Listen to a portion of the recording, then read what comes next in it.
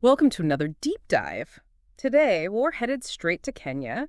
That's good. Yeah, it should be a fascinating one. We've got a whole mix of news to unpack. Okay. Everything from like infrastructure tragedies to economic concerns.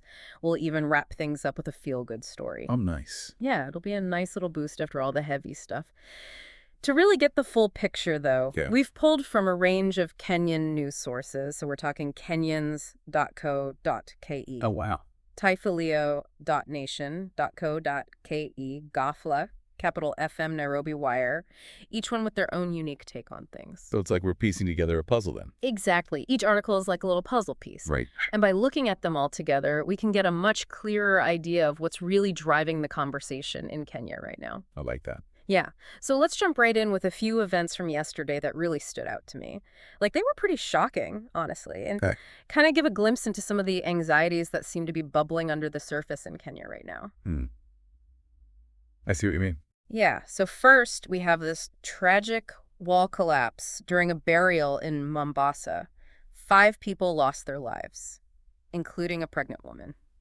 Oh, that's awful. I know. It's just heartbreaking. Yeah, I mean, incidents like they raise immediate concerns about safety standards, right? Absolutely. Like, are buildings being properly inspected? Are there regulations in place to prevent something like this from happening again? It's something that really needs to be addressed. Yeah, for sure. And then shifting gears completely, over in Malongo, there's this incident where boater riders set a truck on fire Oh, wow. after a fatal accident involving one of their own. That sounds like there's some real anger there. Yeah, it felt like a really visceral reaction, almost like a pressure cooker releasing steam. Right. Well, you have to consider the economic realities for many of these riders. I mean, the cost of living is going up. Competition is fierce. Right. For a lot of them, this is their only source of income. So when something like this happens, it's like all that frustration and injustice just boils over. It's a powerful image, too. You know, that burning truck. It makes you wonder what other frustrations are simmering beneath the surface. Yeah. Then on top of all that, there was also an attempted robbery of police officers on the Kisumu-Nairobi highway. Well, hold on. Robbery of police officers. Yeah, apparently a 5-man gang tried to pull it off. Oh, that's audacious. I mean, that does make you wonder about crime rates and, the effectiveness of law enforcement in certain areas. Yeah, it's a bit unsettling for sure. Like all these stories together. You know, the wall collapse, the burning truck, the attempted robbery. They paint this picture of a nation grappling with some serious challenges. Yeah, and it's important to remember that behind those headlines Yeah. are real people whose lives are being directly impacted. Yeah. I mean, these aren't just abstract news stories. We're talking about individuals experiencing loss and frustration and fear. So true. Okay, well, speaking of things that are complex and kind of hard to process, let's move on to the political landscape, which is, Oh, boy. well, let's just say it's heating up. Sounds like it. So former Deputy President Rigathi Gachagua has been dropping some pretty strong hints about President Ruto's leadership style. Oh, okay. He even suggested that he'll be sharing more revelations soon. It's like he's hinting at some big bombshell, and I have to admit, I'm a little intrigued. Yeah, Gachagua's shift in tone is definitely interesting. He was a staunch supporter of Ruto's, so this could point to a growing rift between them, or at least some disagreement on how things should be handled. Right. Like, what's he going to reveal? And then adding to the intrigue, current Deputy President Kithure Kindiki is painting a somewhat cautious picture of the economic outlook. Oh. He's saying it could take 3 years for things to really improve, Yeah. which seems to contradict, those recent government claims about positive progress.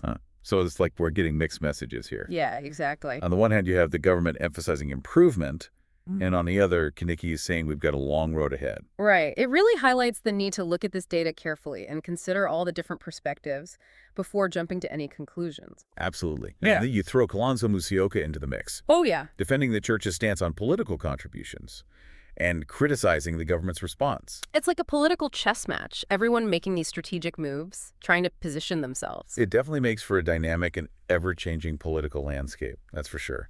One that requires really careful observation and critical thinking. I couldn't have said it better myself.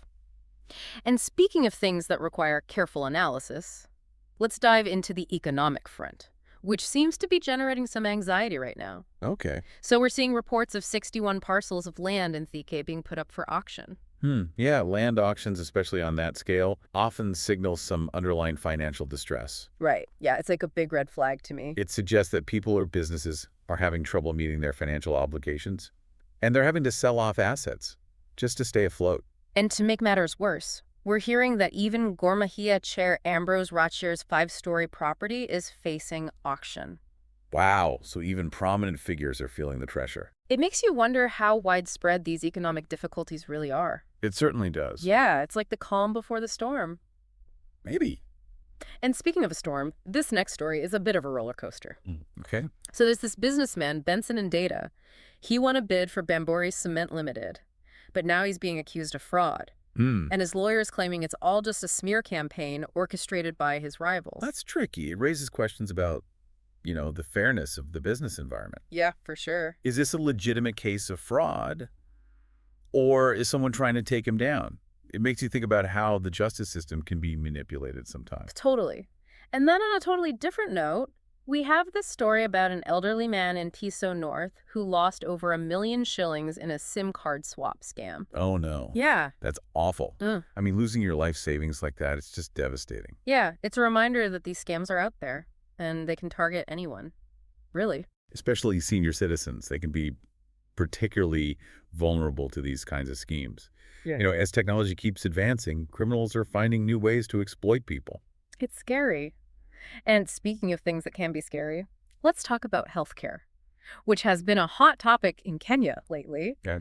The Social Health Insurance Fund, or AF, is facing some serious scrutiny right now. Right. Health CS Deborah Malongo is even being summoned to Parliament to address concerns. Well, the rollout of SHAF has definitely been met with mixed reactions. Yeah. Some people see it as a positive step towards making healthcare more accessible, Hmm. but others are worried about how it's being implemented, Right, whether yeah. it's actually sustainable in the long run. It's a complex issue for sure. And then to add to the healthcare drama, we have staff at the Kenyatta University Teaching Referral and Research Hospital. Good. They're on strike. Oh, wow. They're protesting canceled health coverage and poor working conditions. Well, that's concerning. I mean, Mhm. healthcare workers are essential, and if they're not being taken care of, it affects everyone. Exactly.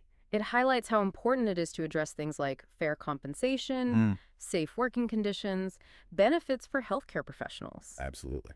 And speaking of healthcare challenges, let's not forget about the HIV/AIDS epidemic. I mean, the numbers are still concerning. Yeah. There were 607 child deaths in 2023, and reports of rising mother-to-child transmissions. It's a stark reminder that this fight is far from over. Yeah. We've made progress with prevention and treatment and reducing stigma, but there's still work to be done. Yeah, especially when it comes to ensuring that mothers and children have access to the care they need. Absolutely. Yeah. Education, testing, affordable treatment, we need it all. And we need to create an environment where people feel comfortable seeking help. So true. It's about recognizing that healthcare is a human right, not a privilege. Okay, well, we've covered some pretty heavy topics today. We have. Tragedies, economic anxieties, political maneuvering, public health challenges. It's a lot to process. It is. But even amidst all the challenges, Right. there are still stories of hope and resilience coming out of Kenya. You're right. Okay, so ready for a dose of positivity. I am. This next story is about an 83-year-old grandpa from the UK. He's embarking on this incredible swimming challenge to raise millions for Kenyans. Wow, that's amazing. I mean, talk about dedication. It's Yeah. inspiring to see someone so committed to helping others, Yeah. even from across the world. It really restores your faith in humanity, doesn't it? It does. It reminds us that even small acts of kindness Yeah. can have a big impact. And that even amidst the struggles, there's always room for hope and compassion. Exactly. Yeah, it really makes you realize we're not all that different, you know? Right. It's like even though we're talking about a completely different country, the challenges and the hopes and just that human spirit, Yeah, it kind of transcends borders. it does. And his story also shows how powerful storytelling can be. Oh, yeah. It's not just about the money he's raising. Right. It's about the narrative. He's inspiring people, getting them involved, showing them that change is possible. It's about connecting with people on that human level, reminding them that even when things are tough, Yeah. there's always that potential for good. So as we wrap up our deep dive into Kenya today, it's amazing to think about everything we've uncovered. Right.